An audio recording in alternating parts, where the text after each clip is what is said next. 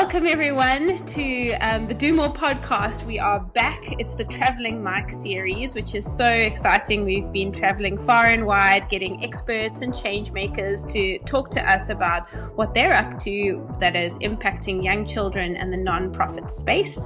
Today I have Ferdinand Steenkamp with me. So exciting to have a tech guy with us today. And we're going to dive into what you get up to, but in true Do More style, it wouldn't be a Do More podcast without a fun, playful introduction. So I'm going to ask you a question, Ferdy, and then you're going to keep the answer until the end because we want our listeners to stay engaged, and everyone's going to want to know your answer today, no doubt. So in a very busy modern day life, sometimes you just wish you could just take something out of life. What would you Control-Alt-Delete? If you could Control-Alt-Delete one thing in life, what would it be? Okay, so you're gonna keep that. You're gonna keep that question till the end. I'll think about it. So could you share with us, you're from Tregter. Could you share with us a little bit about who you are, your role within the company, and what inspired you to focus on data solutions for organizations? Yeah, so I'll start with the name of the business because I get asked about that all the time. I literally got asked yesterday. So a Tregter is a funnel in Afrikaans, also in German and Dutch actually. But I did choose the name because it sounds good in English as well. So you are allowed to say Tregter if the G's and the R's. If the G's and the R's struggle a bit, you're more than welcome to say Tregter. So the focus of our business is essentially the end-to-end life cycle of organizational data. That journey looks different for every organization. So for many of our clients, it means helping them get started with the cloud, and then basic data security and governance and performance.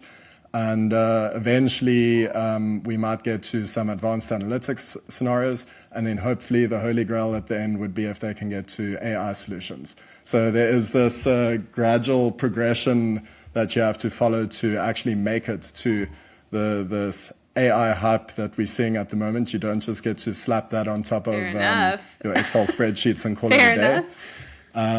And then as for my role, I'm a co-founder, but still very much in the trenches. I don't know if I'll ever get out of the trenches. I absolutely love just being in a dark room with my laptop building things. So that's basically what. Sure. I mean, as you say, this AI kind of trend at the moment, it's a buzzword. Everyone's speaking about it. I'm going to throw some more buzzwords at you a little bit later, and you can tell me, where do people land with these? Even my granddad is asking, where's the cloud? So let's get serious. These are hot topics. Yeah. That's how you know it's a hype, right? That's I remember in 2017, I heard some random people. I was still studying in studies then. So I remember some random guys in the Nielsen talking about Bitcoin. And that's how I knew that we were at the top of our hype cycle. So we're seeing a very similar trend at the moment with AI. So Tregter has played a really key role in partnering with the Do More Foundation. You've been helping us with our chatbot. This is our current hype. And we're so excited about what potentials exist with this kind of tool. Could you walk us through what the chatbot does and how it has started to improve programming and monitoring from your perspective?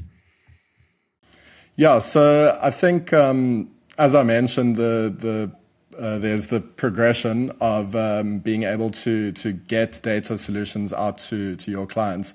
And the chatbot is really a thin layer on top of the much larger, more exciting thing for me, which is that we currently have your data in the cloud. And that means that we can apply governance, we've got security, all the boring things, and then we can eventually look at building AI and advanced analytics solutions on top of it. But the question that we had to answer, or that you guys had to answer, was how do we actually get this power out to people in rural communities whose phones can't really support mobile apps, or whose data is their access to data is mobile data there. Their access to mobile data is too poor for them to load websites.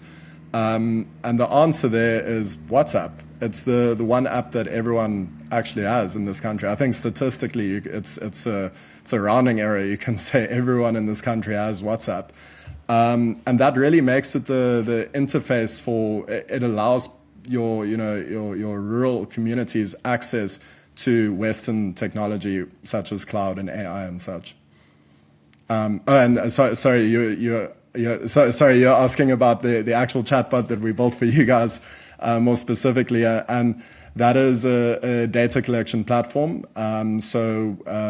You'd probably be better suited to talk about it, but essentially we wanted your caregivers and trainers in rural communities to be able to submit data on a regular basis, which we can then track, do quality control and analytics, real-time analytics as data is submitted.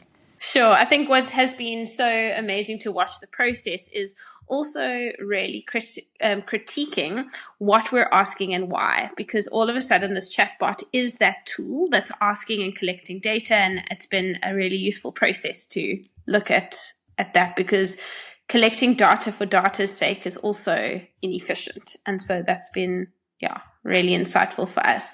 What are some of the key challenges you experienced in designing our chatbot or the chatbot, and perhaps for other NGOs where you could see some challenges that and how your team approached solving those challenges? I think expertise is always going to be an issue. Industry pays a lot of money to have expertise available. And so most businesses that we've worked with have some sort of linking group of technical or semi-technical individuals. And I want to be clear, when I say technical, I mean tech nerd. Technical, I know there's, many levels of technical. You guys are technical with your research PhDs and whatnot. So I'm talking about when I say technical, I very much mean programmers or data engineers or cloud engineers and such. So most organizations that we work with have some sort of a team internally that manages that. If not a team, maybe at least an individual who can translate the business's requirements in a technical way for us. And you guys, unfortunately, and I don't think any NGO has a tech team sitting there waiting for us to come in, and then they can just sort of dump requirements on us. So I'd say early on the the biggest challenge we faced was just sort of translating your needs into technical requirements, and I think we've done a great job of that. Working with we managed to through over communicating and breaking down into small steps what she thinks she wants versus what we actually end up doing. It takes time and patience, but from both sides.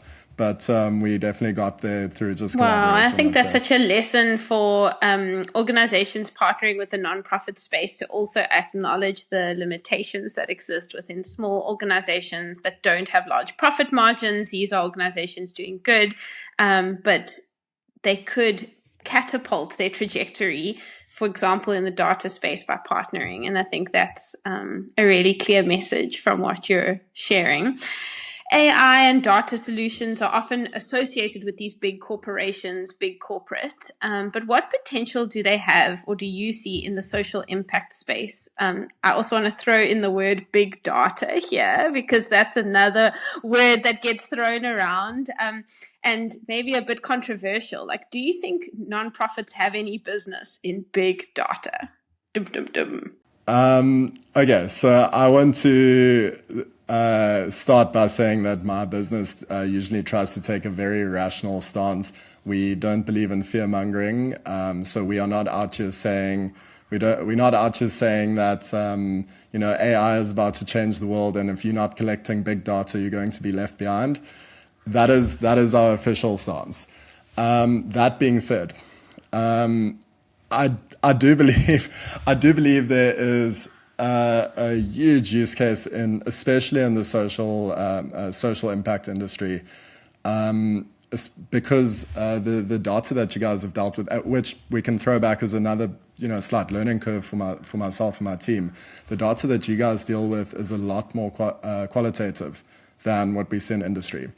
And this means that if we want to crunch the numbers on this data, we need to understand the context behind it. And that's really where AI starts playing a big role, and big data, which obviously leads to AI sort of solutions, is context. And that's something that we've spoken about a lot, is that you can't just collect numbers. You also need to collect the context behind the number. So if somebody said that a terrible experience at a learning session because they had a bad time trying to get a taxi to get there, right? That means something. That shouldn't have impact on how you guys see your learning session. Perhaps you guys need to look at other means of transportation for them if you can help, but that has absolutely nothing to do with the actual session that you are collecting numbers on. And so I think if you start thinking about context around the numbers in social impact, that plays a much bigger role than it does in industry. And because of that, I think AI has a massive space in social impact. I'm really excited to watch the journey unfold there. I guess one of the challenges that many NGOs face, and you were sharing about it being a lot of qualitative data. There's also surveys. NGOs also have CMR information systems, loads of spreadsheets, and reports in Word, PDFs. How does consolidating this data help organizations in terms of their decision making, and what have you seen happen, I don't know, with your clients or in your space that you could share some lessons on for the all over the show data situation that so many businesses and organizations, particularly nonprofits, often experience? Yeah, so I think this is important to note that I don't think there's a business or an organization in the world that does not struggle with this. So if you are struggling with your data, you don't have to feel alone and worried. Yeah, you are normal. We've seen this from mom and pop's corner shop all the way up to, multi-billion-dollar multinational organizations. Everyone is struggling to consolidate their data, which is really the gap in the market that we saw, that we want to try and help South African businesses compete with. So I think the something that we talk about a lot is the paradox of building a business. And that is that to build a business and scale it, you need to create structures. Accounting department, HR department, marketing departments. But the paradox is that the moment that you create structures, you constrain your communications because you create silos, and the constraints in communication, again, sort of prevents you from scaling as efficiently as you want. And so, the paradox being that building a business means that you struggle to build a business, if that makes sense, because you instantly constrain yourself with communications. And really what we try to do with data is to bridge the communication gap within an organization. So how does our accounting data relate to our HR data, and how does that relate to our marketing campaign data? And in your case, how does that relate with the impact that we have on the ground? And any organization whose data remains within the silos will always be limited in the decision making, because to an accountant, every problem looks like a finance issue. To a marketing expert, everything looks like a marketing issue.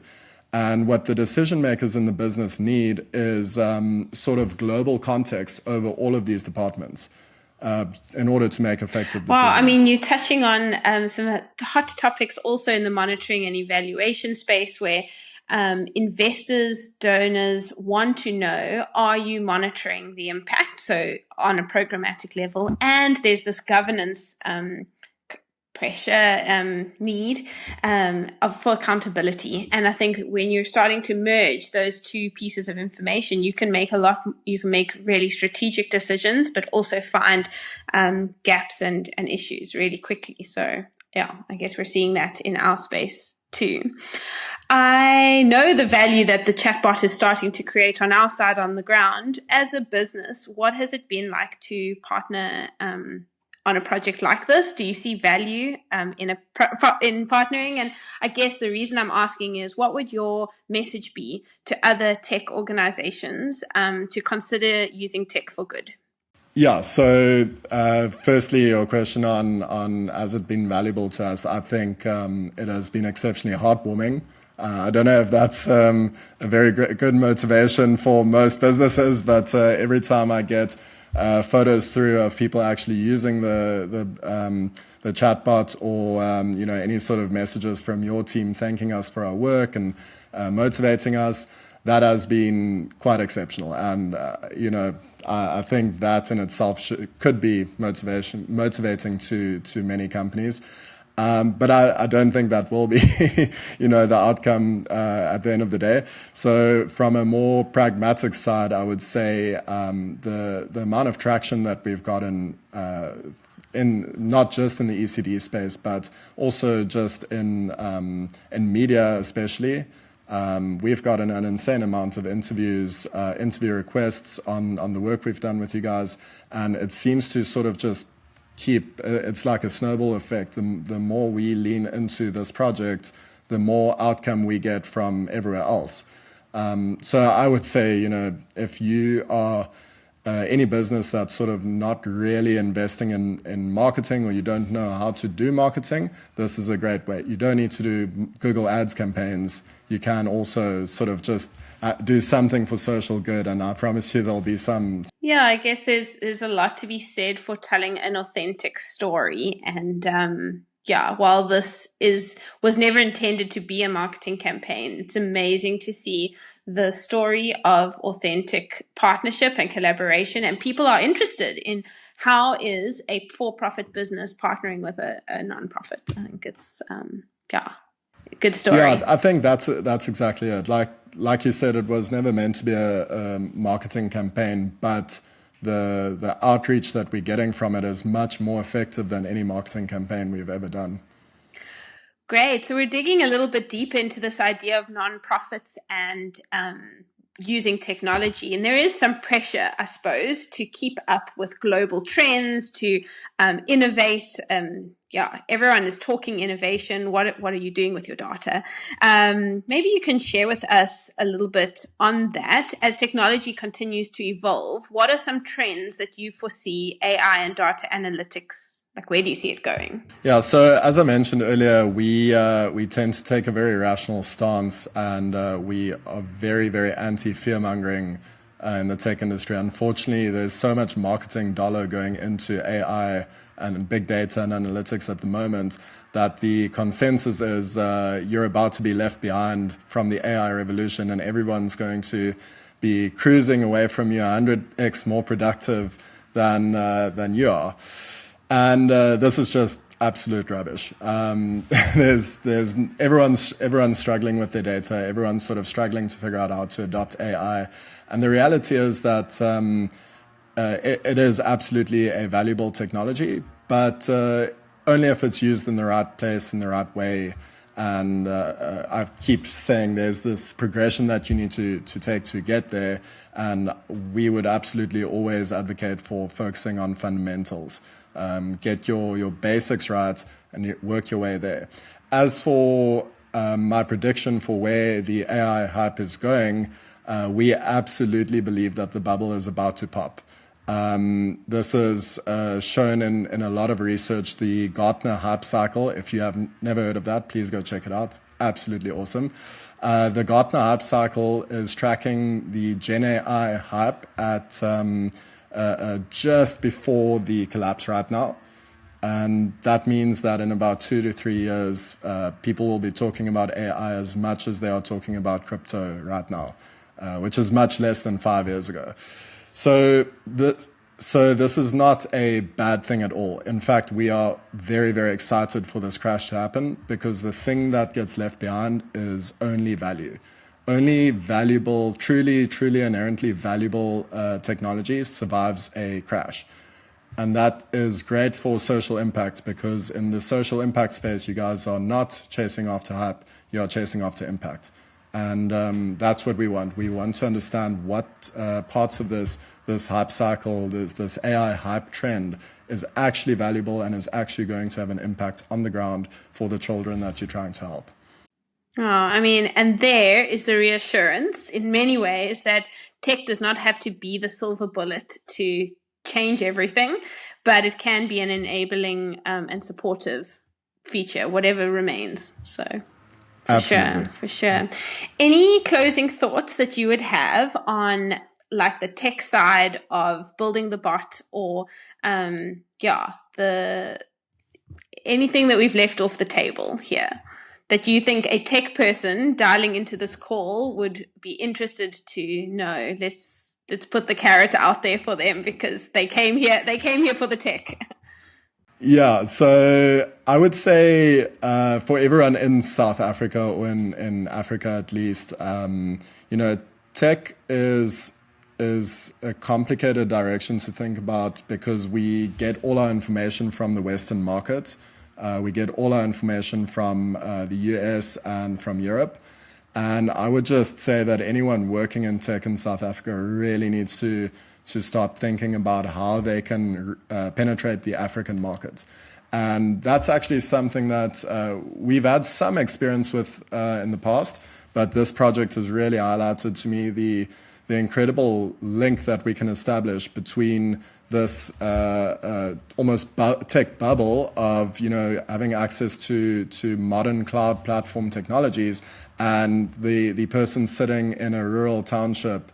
That was probably a bit of a. I mean, it's but it's the reality, right? We're talking about real people experiencing real challenges, and in Africa, it's not infrastructure. Yes. We don't have that, and so how are we getting to exactly? So how do we break that? Exactly. How do we give the spaza shop owner access to the technologies that we have access to on our iPhones? That to me would be the big takeaway. And I mean, we're tackling inequality. You're giving access, and you're utilizing tech to do that. Thank you for sharing with us. I mean, it was such a pleasure to dive into some of the controversial hot topics, and now the listeners are here to find out, what would you Control-Alt-Delete if you could take something out? What would it be? Very, very easy. I live in Cape Town, so my answer is going to be traffic. The man is predictable on that one. If you live in Cape Town, the world of Cape Town is applauding right now. Nice. Absolutely. Great. No, traffic dictates my whole life at this point. Thank you for sharing with us, and we look forward to watching this project grow. Thank you so much for having me. Playtime.